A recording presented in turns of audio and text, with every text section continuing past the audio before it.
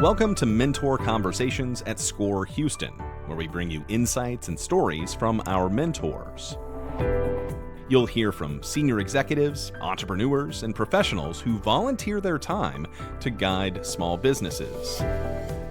SCORE is America's largest network of volunteer business mentors and is supported by the U.S. Small Business Administration. In Houston, we provide free, confidential mentoring and education to help entrepreneurs start, grow, and succeed. Now, let's dive into today's mentor conversation. All right, welcome to the SCORE Houston podcast. I'm your host and SCORE mentor, Dr. Jeffrey Ricken. Today's guest is Robert Brown, and he brings some serious business credentials to our conversation. Before joining SCORE, he spent over 15 years in senior leadership at Emerson Automation Solutions. Here's the scale we're talking about. Robert managed a global P&L of over $140 million with 600 plus employees over 50 countries. His sales force achieved double-digit growth for 4 consecutive years. He led operations in Latin America approaching $100 million in revenue. But here's what I love about Robert's story. He built a new aftermarket services business unit from scratch and tripled its revenue from $15 million to $50 million in 4 years. That's entrepreneurial growth just at a different scale. Throughout his career, Robert consistently recruited, developed, and coached high-performing teams that exceeded their targets. He knows P&L management, strategic growth, talent development, and operational excellence. Now he's bringing all that expertise to help Houston's small business owners through SCORE. Whether you're trying to grow revenue, manage your finances, build a team, or scale your operations, Robert has done it and can guide you through it. Robert Brown, welcome to the show. Thank you, Jeff. Robert, you've had an impressive corporate career managing a $140 million P&L at Emerson with 600 employees across 50 countries. Now you're not just mentoring small businesses through SCORE, you're a member of the SCORE Houston executive team. That's quite a transition. What drew you to SCORE, and why did you decide to take on this leadership role? Well, first off, Jeff, I actually had never heard of SCORE until I retired, and I pretty much stumbled onto what SCORE was all about just through some online research. And when I look back, one of the more enjoyable parts of my job and my career has always been in the area of professional and people development. I participated in many mentoring type programs that the company had. I always enjoyed that aspect of my career. And SCORE seemed like a great opportunity for me to contribute my business background, even though it wasn't a small business background. I also believe that there's a lot of fundamentals of business that apply, whether it's a big or a small business. But it allowed me to use that along with continuing to do mentoring. And that's how I stumbled onto SCORE. As for taking a leadership role, it may have been somewhat of a weak moment, but after a few months of coming into the office a little bit more consistently, I was approached by our chapter president to actually do some things to make sure that everything was smooth in the office. And from that, I ended up getting into the executive committee.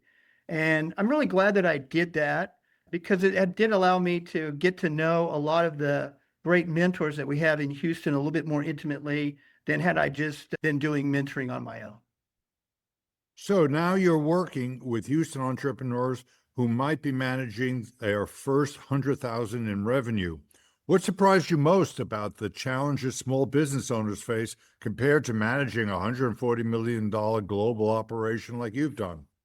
Well, I'm not sure that it really surprised me, but certainly I'm aware that small businesses, first off, they have to wear many hats.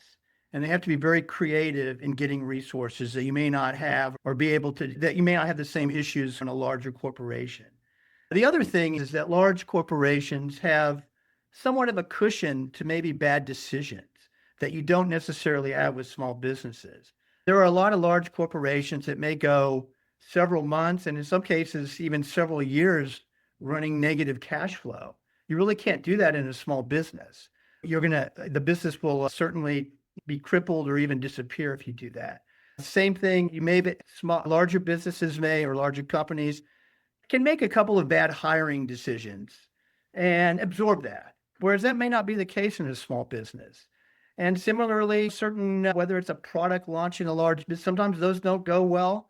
And again, you really can't afford to do that in a small business. There's just so much less of a cushion that a small business has compared to a larger company. I see what you're saying. Robert, let's talk about one of your biggest career achievements. At Emerson, you built a new aftermarket services business unit that tripled revenue from $15 million to $50 million in just 4 years. How did you do it? And what was the strategy? Well, the strategy, I was in an organization that focused on kind of large, very complicated engineering projects. I mean, these projects would be anywhere from a few $100,000 in value to as much as a $30 million project. And the mentality of the company was very, what I would say, transactionally focused and very project focused. You would really work on trying to get these projects could take up to a year to complete. And it's almost a relief after you were able to get everything started up and then you kind of moved up to the next project. There really wasn't a focus on customer intimacy at this point because, and so that was the strategy essentially, is that we're not going to just walk away after the project is started up.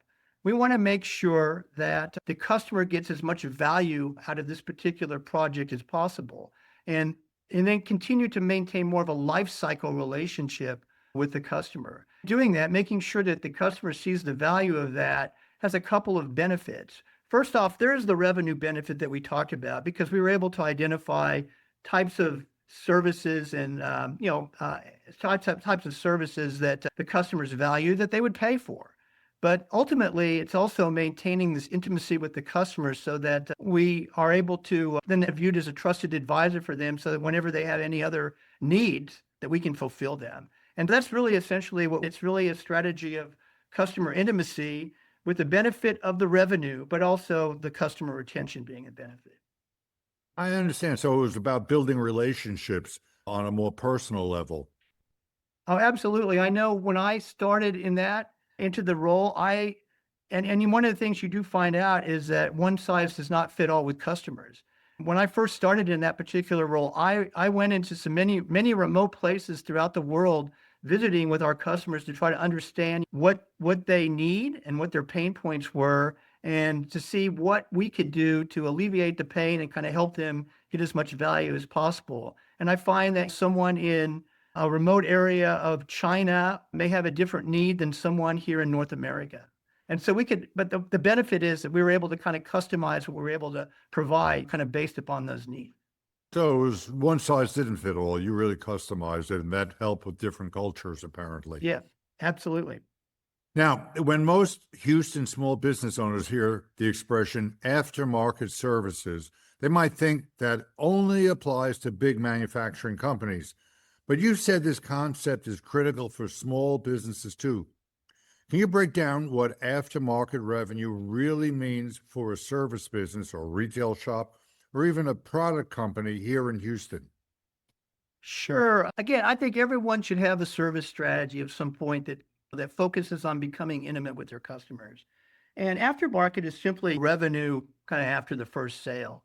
For a service business, it could be putting together maintenance contracts or some type of follow-up service. Make sure that after you've done some type of consulting study or even a legal consultation, that the customer is seeing the benefit a little bit later. If you're in retail, it could be adding accessories, or it could be refills, it could be loyalty programs. And for product companies, it could be service plans as well. It could be training to how to use the product. If your product is somewhat complicated to use, you can provide that.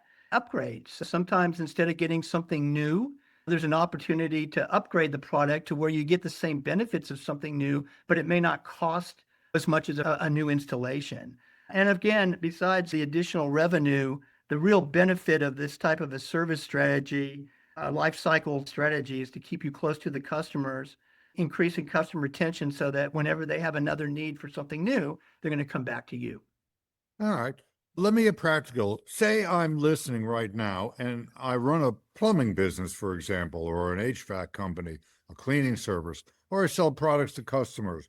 What are 3 specific ways I could generate aftermarket revenue that I'm probably not doing right now? Well, that's a good question here. Living in Houston, having a good relationship with an HVAC company is pretty critical.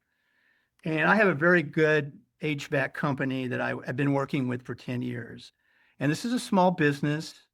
It's a family-owned business. And again, they really do focus on customer intimacy.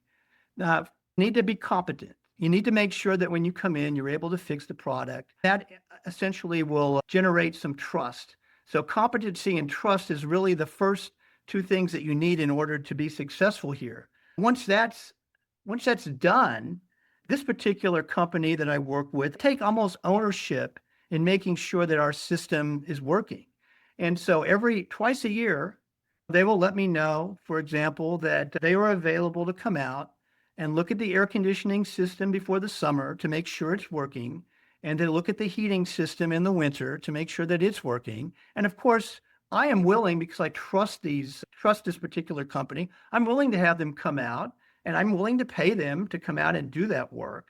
And then once I'm in that, now that I am a part of this particular group, I do get some benefits from here because I get some priority if I do happen to have a problem in the summer, or if I do happen to have a problem in the winter. I mean, I did have a problem earlier this summer, and I called them at about 1:00 in the afternoon, and they were out at 4:00 in the afternoon. 3 hours later, in the middle of July in Houston, where they were completely busy, they came out and they got my system running within the day. And so again, as a customer to me, I'm always going to go back to these guys because of their focus on customer intimacy. Yeah. So 1, it's a revenue base for them. 2, when I buy things, it makes me feel comfortable to know that the company's going to show their face again, stand by it and fix it. Even if there's a cost, at least I know who I'm dealing with. I'm not getting a new repairman each time who has to start at square one. It's nice to know that they stand by what they're selling and will service it and already know what they're dealing with. Yeah, I also agree with that. I also, again, the trust part of it too, especially with, let's say, plumbing or air conditioning, have to worry about whether or not they're going to sell you something that you don't need. And again, once you get to that trust level, you don't have to worry about that. And the other benefit here with this company, or a company that performs this, is that if someone asks me about air conditioning needs, I'm going to refer this company to my friends. And of course, referrals are probably the most strong way that you're going to be able to sell your services. One of my neighbors tells me, "Hey, this guy did a great job, and if you need someone, then I'm probably going to call you." So again, this is a whole life cycle service, customer intimacy strategy works whether the business is multinational or just a very small business. Sure. And 2 things. 1, the credibility of a friend referring a company is a lot cheaper than a TV ad. Yes. And certainly more reliable. And also, preventative maintenance along the way will probably make the unit last longer. So it probably is a good idea to keep things clean and oiled, make the unit more efficient to help you the life cycle of the product. All right, let me ask you this. You've achieved double-digit growth for 4 consecutive years at Emerson. Most small business owners would be thrilled with that kind of a consistent growth. What were the key principles or disciplines that drove that sustained success? Well, they're somewhat pretty simple, and I don't really want to get too buzzwordy about it. But first off, it's clear goals, understanding what you're selling and what your objectives are. And we would set those every year. And then there'd be accountability as well. We would go through a planning process at the beginning of each year where we would state our goals. There'd be financial goals, but there'd be other types of goals too, whether it be development of product or certain types of systems to improve efficiency in operations. And then when we would go through that process, we would certainly assign leaders to handle a particular task or a particular function of some sort. And we would review it on a quarterly basis. And that drove a little bit more of accountability. And then finally, it's execution. You can have the best plan in the world. And one of my favorite quotes was from some CEO from many years ago that mentioned that it said that a plan without execution is a hallucination. And I don't know, that always stuck with me. And so focus on execution. That's how you're going to get things done. So again, not to be so buzzwordy, but it really does come down to putting the plan together, executing, and then focusing. Gotcha. Yeah, no, I know when I mentor doctors and dentists and psychologists, I ask them, how many new patients do you get a week or a month? Because we don't learn this stuff in medical or dental school. Yeah. So they have no numbers, no data to see is their practice growing or not. And they're wondering why the practice is not growing. So you got to have some data to work with and then hold your staff accountable by getting reviews, asking people, how did the nurse do with you today? Getting some feedback. So you got to take the patient's temperature. In this case, sometimes even a business needs to have its pulse taken and get the feedback and then come up with the remedy. I talk in medical terms, but in business, it's pretty much the same thing. Yeah, I think it's one of those things where if every quarter, if you've been given a responsibility and every quarter that you have to report back on the progress of that in itself is, for most people, is going to drive some type of accountability. Sure. We all want to achieve success. Yeah. All right. Well, good. Well, you've managed P&Ls ranging from $100 million to over $140 million. But here's my question. What are the fundamental principles of a P&L management that apply whether you're running a $140 million division or a $500,000 small business? Now, from a P&L standpoint, it really does come down just to a few basic things. First off, know your margins, kind of understand. And it's as a SCORE mentor, one of the things I've noticed is that a lot of the small businesses do not know whether or not their business is profitable. They do not know what their margins are. And a lot of times they may even confuse revenue with profitability. And so knowing your margins, knowing how much you make on a particular project or a product is first off very critical. Then understand your fixed costs. And then making sure that that you control those. If they get out of hand, that can be somewhat problematic. And fixed costs are exactly what they are. You really can't. They're kind of set. And so do not let that kind of creep in. And then finally, it's protection of cash flow, especially with small businesses. Because as I mentioned, if you are not able to manage your cash flow as a small business, you're going to cripple the business. I mean, all of a sudden you may not be able to pay your employees, or you may not be able to pay your suppliers. And again, that cripples the business. I would also point out that this is where we can help you at SCORE, because we do have people here that can help you understand the P&L, how to manage a P&L, understand whether or not you are really making profit, and then provide the guidance to say, hey, maybe you need to talk to your bookkeeper and have your bookkeeper do this, or maybe you need to talk to your CPA or whoever's doing that. We can work with you on that, because everyone that's in business doesn't have like a business background or an MBA. Sure. And in fact, a lot of my mentees, I find, don't have really business, they training, but they know they have a dream. Mm-hmm. So I find we need to put it on paper and get it firmed up and find out really what the costs are going to be by getting their startup costs, their working costs, and how much capital they're going to need to keep them afloat for a year.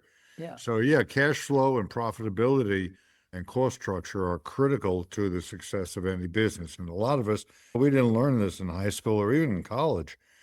All right, so you've established performance standards for your global sales force that helped achieve that growth. How should a small business owner think about setting performance standards when they might have only 2 or 5 or even 10 employees?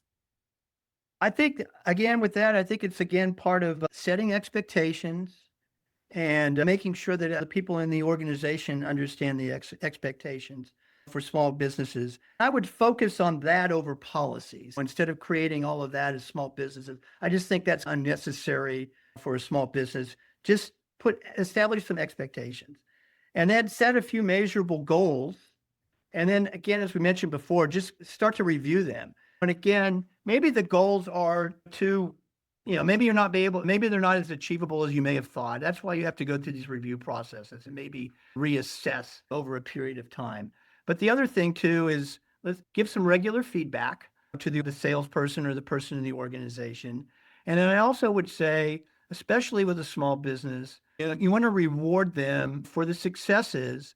And you also should reward for working as a team as opposed to looking everything as an individual. Because I think in small businesses, with everyone having to wear multiple hats, probably everyone within the company should share in the success of the business. I got you. With technology today, iPads and all kinds of Excel spreadsheets and software and video chatting, we can build teams no matter if we're salespeople globally Yeah. with the internet. And we can have software that sets the benchmarks for what management is looking for. So we can get our rewards or get some feedback about what we need to do to improve our performance. So managing has become very technologically accessible to even a small business person, what used to be for big companies. All right, looking at your background, I see a consistent theme. You recruited, developed, coached high-performing teams throughout your career. For a Houston small business owner trying to hire their first few employees or build a small team, what's your advice? How do you find good people and how do you keep them? So this is always an interesting discussion because you may look at the resume and say, hey, this person's got the background, the educational background, or the knowledge. Obviously, that would be one of the criteria you want to look at. But ultimately, you you need to hire for attitude and cultural fit. People who may not have the qualifications that maybe another person has, but they want to work for me. They want to work for the company, and it would be something that's pride in. The person that has the experience, they may not seem like they fit as well. So that's very critical, especially with small businesses, to do that. I think it's it's very important, to make sure that you can for the attitude, but you can train the skills. As I always, one knows how to do your business better than you do. And so you should be able to train someone, to get the appropriate skills if you've got the right fit culturally and the right attitude. I think it's important, again, as I always said, to be clear about expectations, invest in time, in coaching, but also to be open suggestions and ideas. So transparency is really critical. People really value being heard, and they also kind of value the fact that growth potential. I would also want to point out that, like I say, if you do that, it's fine. I've had 3 examples as a SCORE mentor in the last year. There were some issues, and it was all related people in your family. And it's because in some cases, members who may not be a bit of an entitlement, and it's difficult them in terms of expectations. But I told each of these clients, you need to get the job description set, you need to set the expectations, and you need to put a timeline together to make sure that they meet the expectations and they all understand that. I just wanted to kind of bring that up because, as an aside, that seems to be somewhat of an issue that I am seeing a little bit in the smaller businesses. That's something I hadn't thought about that, but in my businesses, I've hired family too, and the impact it had on other employees who were not blood related probably was detrimental to the other's performance. And I found some of them looking for other work, of course, because Yeah. they felt the growth was going to be within the family and not within the paid help on the payroll. So, yeah, I can see what you're talking about. On another subject, you've led through major organizational changes, acquisitions, creating new business units, global expansions. Small businesses face change constantly, pivoting, adapting, surviving tough times. What leadership lessons from managing change in big organizations apply to leading a small team through its period of uncertainty? Well, I've always said that you can never over communicate, repeating myself over and over again, but you can never over communicate, and communication needs to be consistent to all of the employees. And you would think that occurs, transparency, openness, honesty is also going to win out over kind of hiding things, because regardless of whether the business is a large business or a small business, there's always going to be kind of a rumor mill of of what's going on. And it's just not very productive. And so the more that you're able to communicate and more to be transparent, to address these situations, the better. I remember at one point when I was working, we were moving we sold the property where we had a manufacturing plant in Houston. It's now a big HEB, by the way, over off of I-10. And we were moving to another facility, a brand new plant, actually. But we had a whole bunch of employees thinking that we were going to move the entire manufacturing outside of Houston. And that rumor was throughout. I would hear it. And despite the fact that we would show pictures of the plant being built and everything like that, it just continued to snowball. And we just had to focus on the communication. I don't know how many times we would show pictures of all of that, but there were certain people that were just convinced that wasn't what's going to happen. And before I learned that you can never over communicate. And again, like I say, there can be some problems. You would think in a small business that it would be easier to do that, but I'm finding that it's not. Because the thing in a small business is that since everyone is wearing all these different hats and they're moving in all kinds of different directions, it's not that easy to get everyone together for a formal communication. But I would say my recommendation is to actually have regular communication meetings in front of the entire organization so they understand what's going on and have an opportunity to ask any questions that they may have about what's going on with the company. Yeah, I think the opportunity to ask questions is important. And the thing you mentioned about you can't over communicate, my concern is always I'm afraid the employees would think I'm micromanaging, because that's the flip side of over communicating. So without being overly directive and overly overleading, just allowing them to talk and communicate, I think, is the benefit of communicate. That's the over communication. Let them know what's going on. Yeah, I think that's important. Go ahead. and I think the communication I'm referring to is more a higher level, because again, even in bigger companies, the employees may not understand if the business is doing well or if the business is struggling or if there's some issues going on with that. And just to be able to communicate that type of a thing at a high level, I think is beneficial to the employees. And again, then that allows them to ask some questions. Absolutely. As a member of our SCORE Houston executive team, you work with over 150 volunteer mentors and see a lot of Houston entrepreneurs. What are the most common challenges you see businesses bringing to SCORE, and what patterns do you notice about the businesses that succeed versus those that struggle? Well, a lot of them are, again, related to some of the things we talked about. Understanding your financial performance, profitability, certainly are some of the keys that come in. A need to maybe get capital through a loan of some sort. That's another thing that happens. The other thing, and then in some cases, we kind of help them with some marketing ideas or some marketing plans. And so what I notice is that the businesses that succeed are the ones that put the work in. And that they're the ones that, and of course, we at SCORE are not the only sources that they have to kind of get help. But if you come in to SCORE, you'll have a mentoring session, and usually there's some follow-up that we would give you to do. And I think that those who actually take the follow-up seriously and then come back and kind of work with us, those are the ones that are going to succeed. There are certainly going to be some, and sometimes I think maybe a benefit that we give to some people is that when we kind of provide this type of follow-up that a business or a aspiring business may need to do, they may actually realize that, hey, maybe I'm just not ready at this point to do this. And that actually may be a benefit that we're providing to that individual who may want to do the business. And at least they kind of know maybe in the future what they're going to need to do that.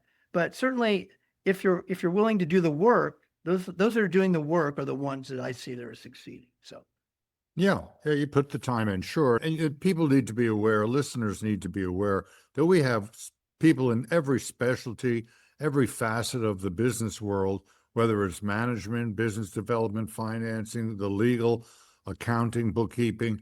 We can help you with your business structure, you setting up your business plan, helping you with funding, regardless of your credit score. We can help get businesses started. That's what we do. Let me ask you this. Can you share a success story in your experience? Someone you've mentioned personally or a business that SCORE has helped? What was their challenge and how did SCORE make a difference in their business? So I'll give you a couple of examples. One may not even seem like a success, but I'm going to consider it a success.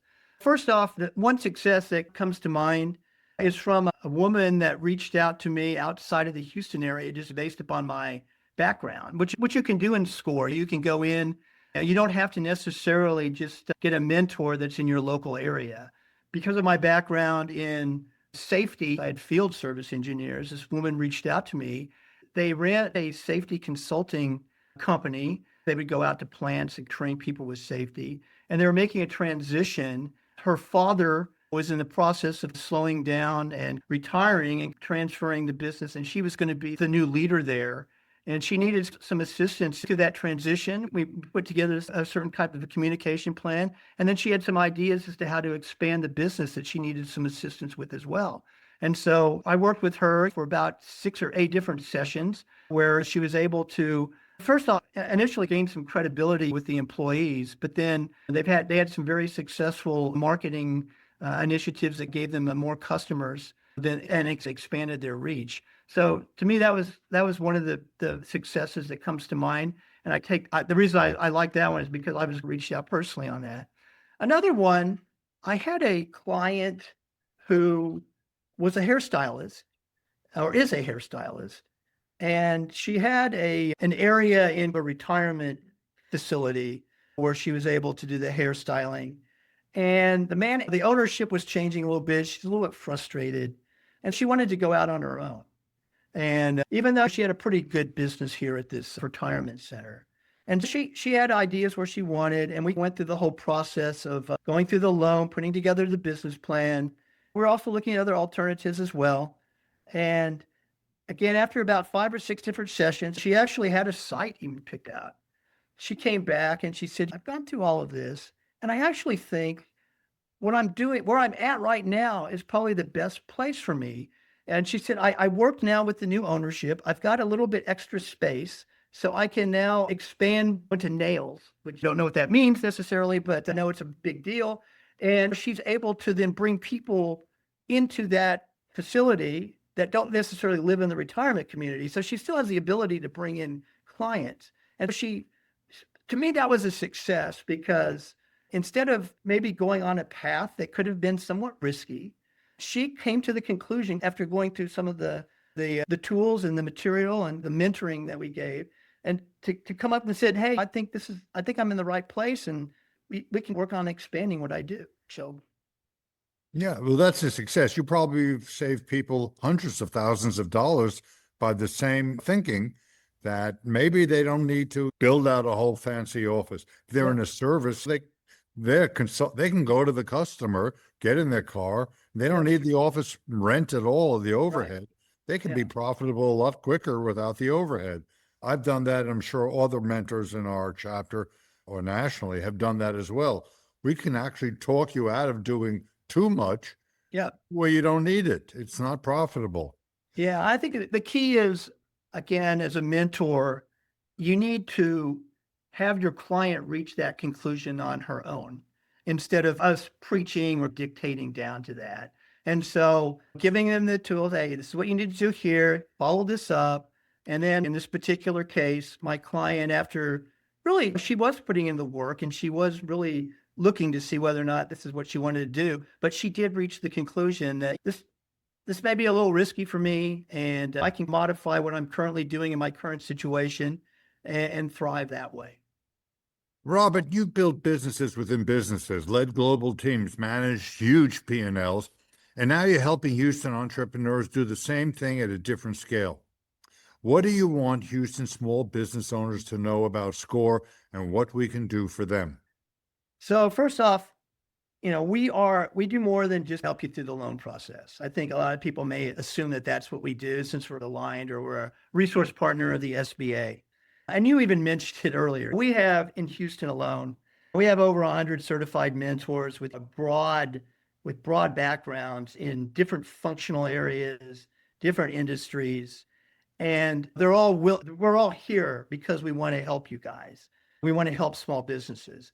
And so, as you mentioned, we can assist in marketing and we can assist in operations and we can assist in strategy development, helping your finances, HR. I think one of the things I would say also is that once we get to know you after that initial session, we can bring in people, help you if you have a specific need one way or another. Again, it's not just in Houston. I know there's been many times where I've had a client who was in a specific industry. I can't find anyone in Houston that's got the background, but I can go in. We have 10,000 certified mentors with SCORE throughout the country. And I have found mentors in certain things. Like I found one mentor who had a vending company, and I had a client that wanted to get into the vending business, and that client was in Ohio. And I had a client that was wanting to get into a recording business, and a SCORE mentor in Rhode Island that was able to help who had a background in that particular industry. So say for any of the small businesses, come back after the first session. Don't just go to one session and then move on. Come back for a second session. The more that we get to know you, the better that we're going to be able to help you, because we're going to be able to bring the right people in to assist you. Yeah, and I was thinking at the same time, not only do we have people in every possible scenario of business, successes, people who have done it, have been through the minefield in whatever our mentees are looking for. We're volunteers, we're committed to helping them, but we also have a website with incredible resources. When I say to somebody, you got to write a business plan, and I can't write it for you, I can review it and edit it and give you some feedback. But we have templates and webinars that will help you just fill in the blanks on our score.org website. I can't emphasize enough, we have a library there that has free access that saves you so much money of hiring bookkeepers, accountants, and lawyers, etc. We have contracts, we have business plans, startup cost estimates, webinars on every facet of business where experts who've been down the road can give you the benefit of their experience absolutely free. I think this is a tremendous advantage to being an applicant to SCORE. So I would urge everybody to look at our website, fill out an application, and get the free help that we get you ready for your business and maybe save you some money along the way. Robert, I have a last question for you. After everything you've accomplished in your career and now working with entrepreneurs, what's the one piece of advice you'd give to every small business owner in Houston who wants to grow and build something sustainable? I will give you more than just one, I guess, if I can. First off, and it's a lot of things that we've talked about already. First off, understand your numbers, your revenue, your cash flow, your profitability. And then, as I mentioned, focus on serving your customer. Understand your customer, get intimate with your customer, become a trusted advisor to your customer. And then start to standardize your processes and operations, become more efficient in how do you do business, become easier to do business, become more efficient to do business. And then I will say a fourth one, and that would be come to SCORE if you need some of the assistance there, because that's what we're here for. We're here to help. We're here to help you grow your business and help small businesses grow here in Houston and throughout the country.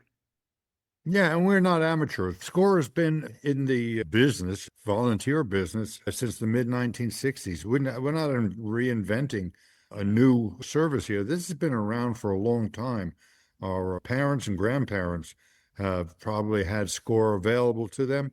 And businesses that are successful, bankers who lend money, they know that if you've had SCORE volunteers as a partner, we'll get your portfolio ready when it comes time for funding, get your business plan in order. We can help first-time business people and even business people who are in the process of expanding because they're doing so well. We have all levels of expertise in all phases of business, whatever your challenge. Experts like Mr. Robert Brown here are SCORE experts, and we are free of charge. We are volunteers. We are glad to share our generation's expertise with you.